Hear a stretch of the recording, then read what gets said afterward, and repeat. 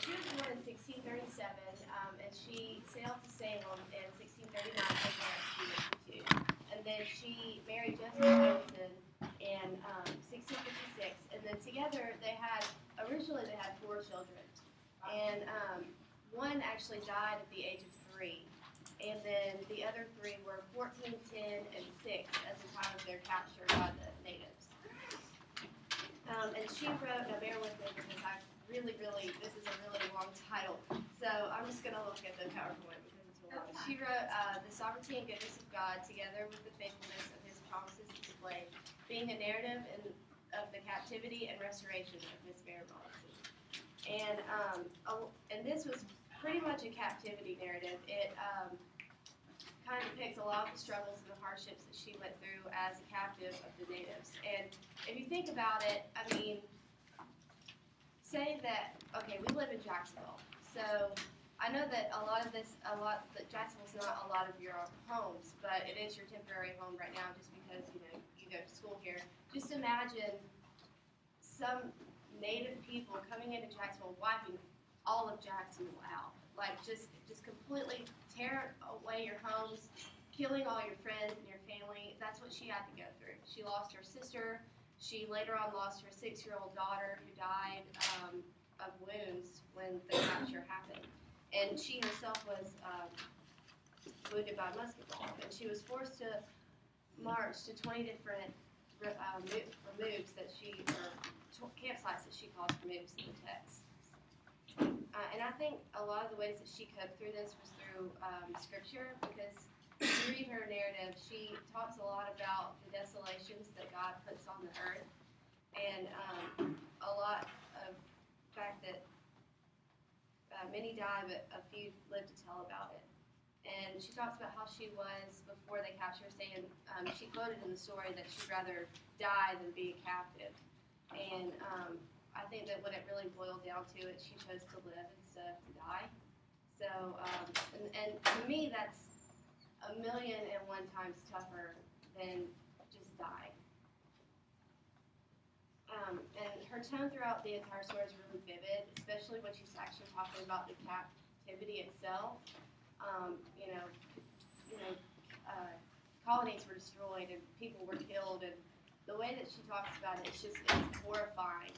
It really is. Like I wouldn't have wanted to be a part of it. And she goes through a lot of inward struggles too.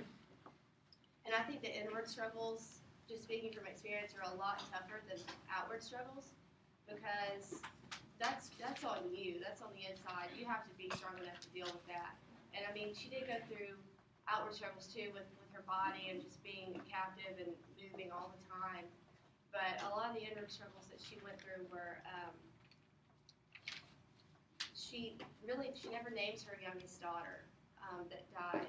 Her name was Sarah, but she always quotes it as it or child. And I think that she was kind of going through a little bit of denial with that. So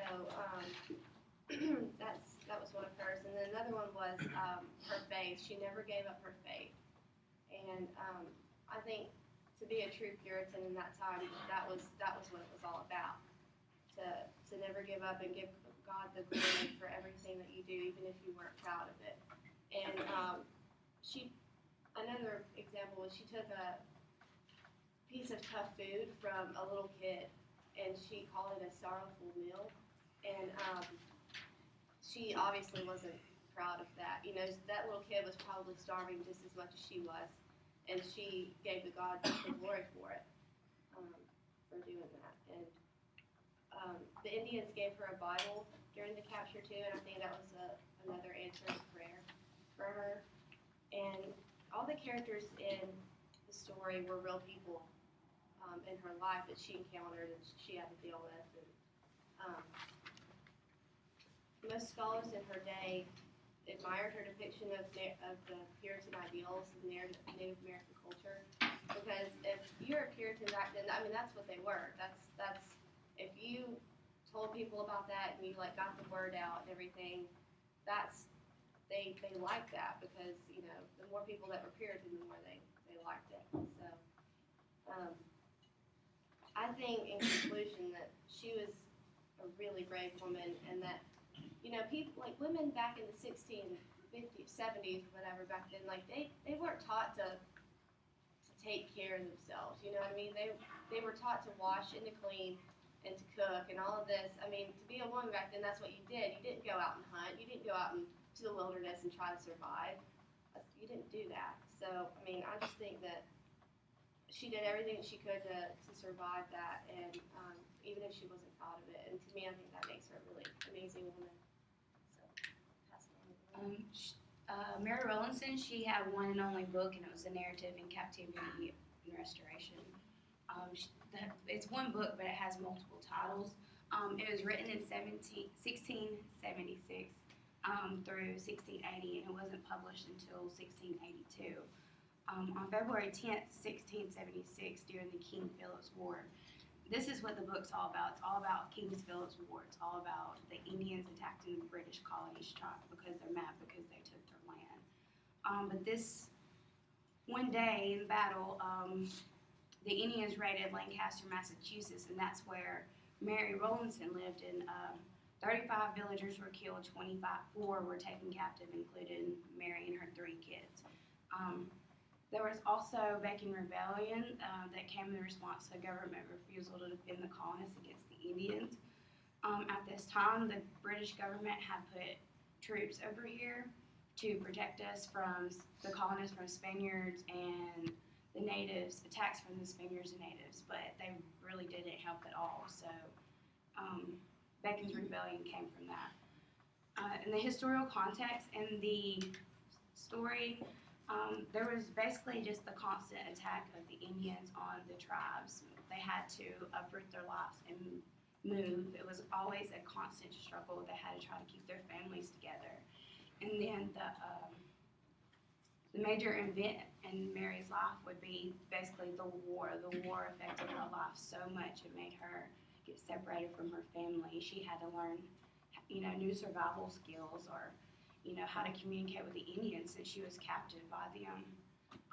It was at this time and place, it was a constant struggle to keep your family together because people like the Indians or whoever was always trying to pull you and your family apart. Also, they had to move around a lot because of the Indian attacks or because of natural resources, and that also dealt with them losing their family. In her text, she gives really good descriptions of her struggle that she had to deal with the Indians and losing of her child and all that stuff. They had to, what they eat was they had to find like natural resources to eat. They had to go out and find their own type of food to eat.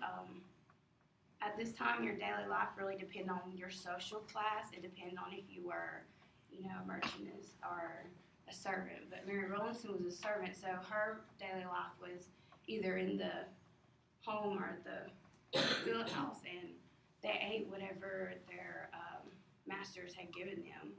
They didn't get a lot, or they had to go and take it like Mary did from the little boy. At this time, they mostly just read the Bible. There wasn't really a lot of literature around, but because of the Bible, it helped shape Mary's text, and it helped her get through the war. And without the Bible, she probably would have had a harder struggle trying to survive the war and the separation of her family. There's 2 different ethnicities present during the whole narrative. There's the Native Americans, obviously, and the Puritans. And I feel like the narrative really kind of leans more on the Puritan ideals than the Native Americans, because if you look at it, she calls the Native Americans barbarious creatures, and as opposed to she calls the Puritans God's precious ones. And I think that the gender roles kind of went out the door the moment the capture happened, because like then you just had to survive. There was no cooking and cleaning, and guys went out and hunted. Like they didn't do that. You just had to survive. So there were both men and women present in the text, and the Indian men were really harsh on all the captives and the women and everything. And even though there was one example where an Indian woman did give her like a rug to put on, So I guess she said that was like the first time she had felt any kind of anyone being nice to her during the whole thing. So I think there wasn't any gender favored over another in the text, although the males in there were a little bit more, like they were higher above the women just because they were the ones taking people captive and they were kind of calling the shots the entire time.